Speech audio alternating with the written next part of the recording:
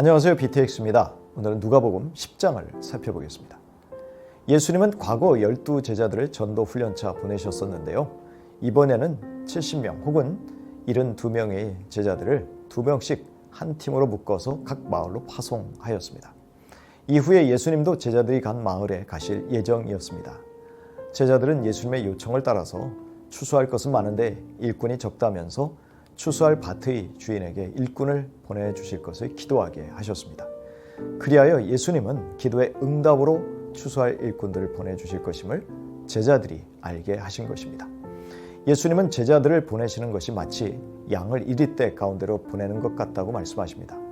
비록 지혜가 부족하고 연약한 제자들일지라도 예수님은 이리의 소굴로 이들을 보내신 것입니다. 하지만 이때 예수님은 전도 여행을 위해서 지갑이나 가방을 준비하지 말라고 하십니다.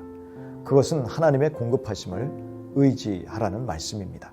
또한 길에서 인사하지 말라는 것은 초대받아 교제하는 일에 시간과 노력을 들이지 말고 맡겨진 사명에 집중하라는 의미입니다. 그래서 기꺼이 전도자들을 영접하는 집에 평화를 빌며 사역을 마칠 때까지 그 집에서 기거해야 했습니다. 즉 사역에만 집중하라는 의미에서 옮겨 다니지 말라고 하신 것입니다.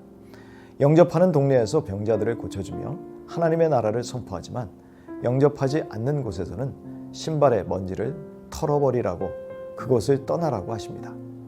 예수님은 종들을 거부한 사람들에게 임하는 심판은 소돔 사람들보다 더 무거울 것이라고 하십니다. 예수님은 수많은 표적들을 보고서도 예수님을 영접하지 않은 고라신, 벳세다, 가버나움과 같은 도시들에 대해 파멸을 예고하셨습니다. 차라리 하나님의 심판을 받았던 두로와 시돈이 예수님의 기적을 보았다면 회개했을 것이라고 역설하십니다. 제자들을 거부하는 사람들은 그를 보내신 예수님 그리고 하나님을 거부하는 것이기 때문이었습니다. 파송되었던 제자들은 주님의 이름으로 귀신들을 굴복시켰습니다. 물론 주님이 함께하사 양과 같이 약하고 어리숙한 제자들에게 뱀과 전갈을 밟고 사탄 원수를 이길 능력과 권세를 주셨기 때문입니다. 그래서 이들은 해를 입지 않고 보호를 받을 것임을 알아야 했습니다. 그러나 더 중요한 것은 자신들이 하나님의 자녀라는 사실이요 사역적 능력이 아닌 하나님과의 관계에 더 집중하고 기뻐하라는 것이죠. 이때 예수님은 성령의 기쁨으로 충만하셔서 돌연 아버지께 찬양을 올려드립니다.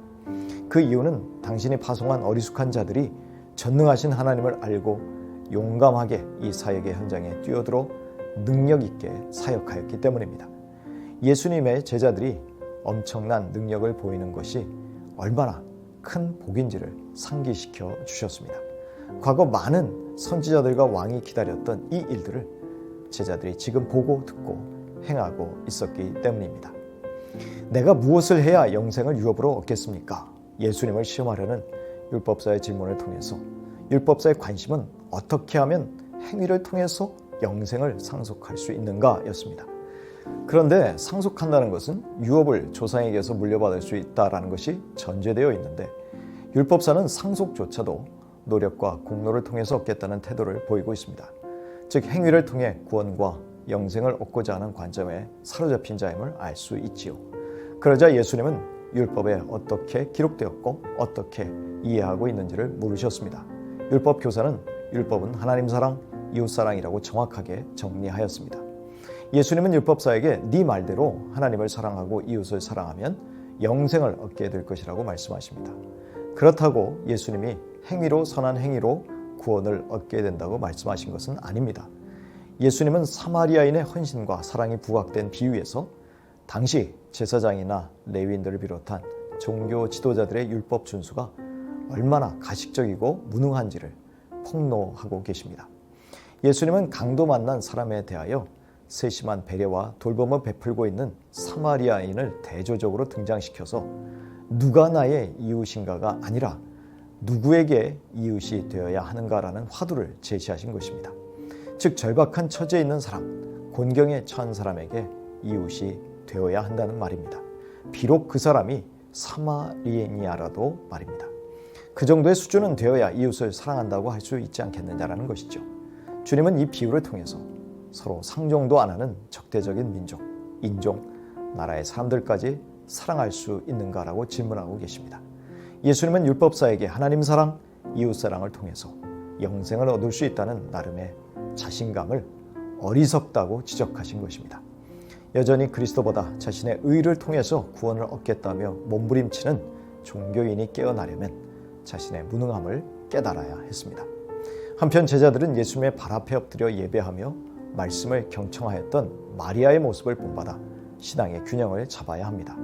봉사한다는 핑계로 예배나 말씀을 경청하고 공부하며 묵상하는 시간을 소홀히 여겨서는 안 됩니다. 교회의 어떤 일도 우리가 하나님 앞에 매일 예배드리는 것만큼 소중한 일은 없기 때문입니다.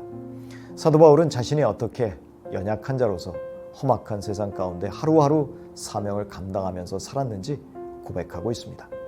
고린도전서 2장 1절 이하입니다. 형제자매 여러분, 내가 여러분에게로 가서 하나님의 비밀을 전할 때 훌륭한 말이나 지혜로 하지 않았습니다.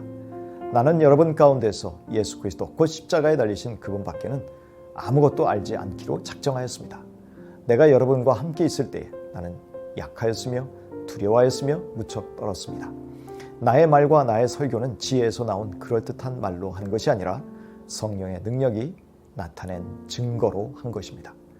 말씀과 성령의 능력으로 오늘 하루도 넉넉히 살아내시기를 축복합니다.